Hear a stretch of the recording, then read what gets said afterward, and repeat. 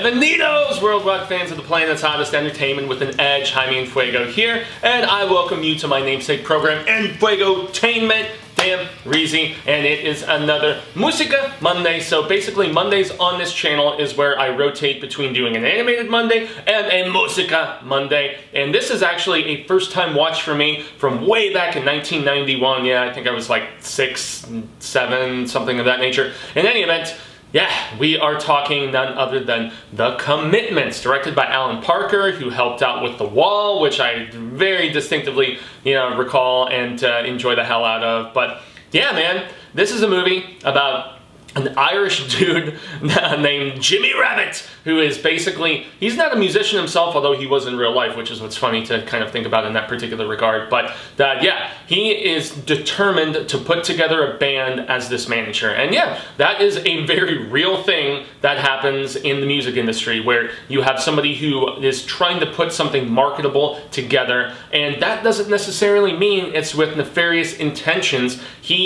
He has a mission and he believes in it, and his mission is the fact that, as he says it, okay, so tread lightly with me here, he's like, okay, the Irish are the blacks of Europe, and Dublin is the black epicenter of Ireland, and so let's say it loud, I'm black and I'm proud. He is somebody who is just enamored with American soul, and that is definitely one of the reasons why this is a very important film. Because of the fact that, I have a last name, my real name, Callahan, okay? So I am Irish as the fucking day is long, everybody, and I loved this movie, and I loved a lot of that sort of reverence and respect for some of the music that just inspired me immensely, whether it's Otis Redding, whether it's Wilson Pickett, whether it's, all the stuff that is going on in this movie, from the singer who is like very much a Joe Cocker, a white guy who is just like, belching out the soul kind of thing. He does a hell of a job. Everybody in this, where they are kind of initially just, just haphazardly assembled into this band by Jimmy. It all works, and it becomes something great. And yeah, it's on all the promotional material. So this is going to be the rise and the fall of a band. It's not going to work out, unfortunately. I wish that wasn't in the promotional materials.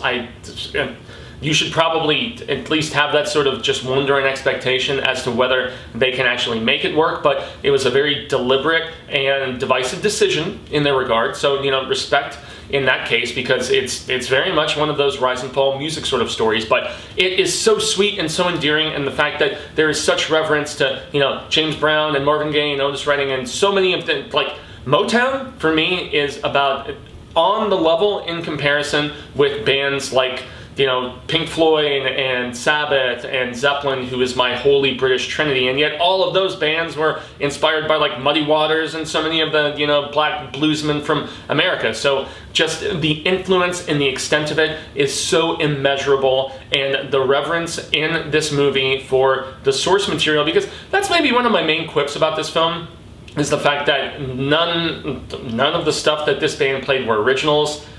I definitely took exception to that. It's like, oh, you're just a glorified cover band. Like, what are you doing that's actually new and fresh? Like, because there are bands that, worship at the pedestal of the Motown sound, very rightfully, and yet they do their own thing. Some people would, I hate to point to Jack White, my girlfriend, talks about him all the goddamn time and stuff, and I'm just like, oh, that's a cover, right? That's a cover, right? Anyway, so there are bands that have popularized it over the years, but that is maybe, even though I love the big band with the three girls that are doing the backup vocals and taking lead at particular times, the Joe Cocker-esque asshole lead singer, and then you also have the two horn players, sax and trumpet, and then you have this, you've got two different manic drummers that they deal with at particular times in this film.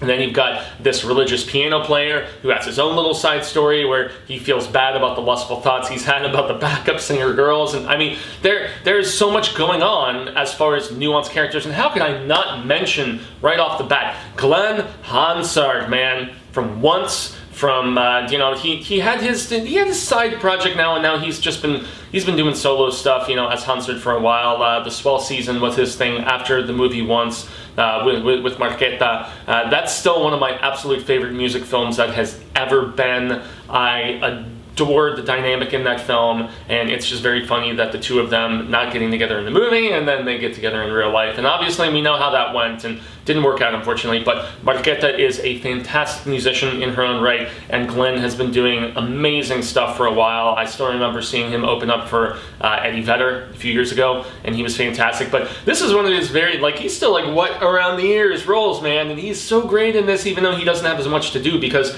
it's tough when you have an ensemble of this magnitude, you know?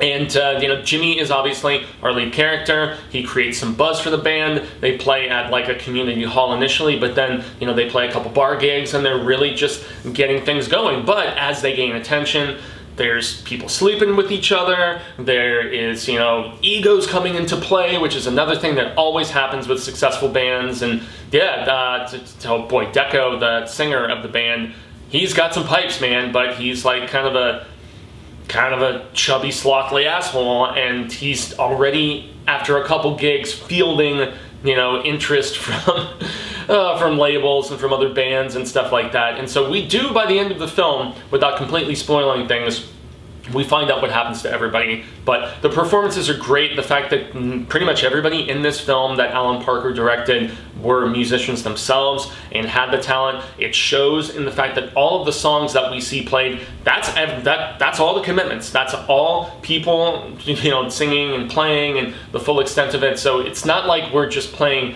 the Cocker song or the you know, Wilson Pickett song or whatever. It's legit performances from these people, and it's what gives this movie some charm despite a slightly thin story and other things. I know that there's a whole trilogy of novels apparently that deals with this rabbit family, and I must say, seeing dude from Star Trek Next Generation in this, and I've seen him play an asshole previously in, oh boy, I forget the name of the actor, and I feel so bad, but he was Teleporter Homie, and he was in Con Air as like a grubby, just dropping profanity, just asshole, and he kind of shifts back into this role as Jimmy Sr., but he is so funny in his devotion to Elvis, and I love this movie, man. I was really surprised at how much I enjoyed it, and I understand the esteem and the respect. I just ordered it on Blu-ray. There's a 25th anniversary Blu-ray that came out a few years ago, so it's going to be added to my collection after a first watch. So I think that really says a lot if I loved something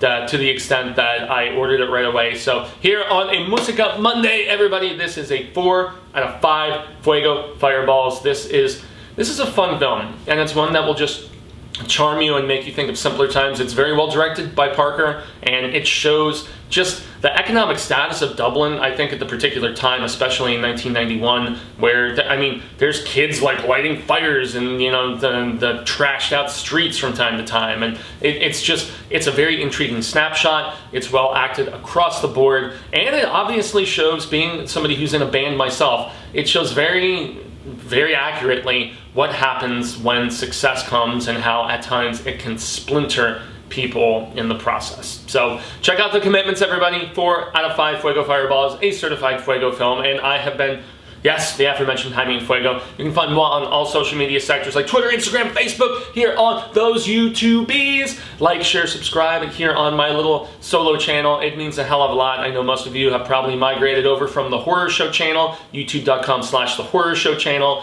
Obviously, support over there as well.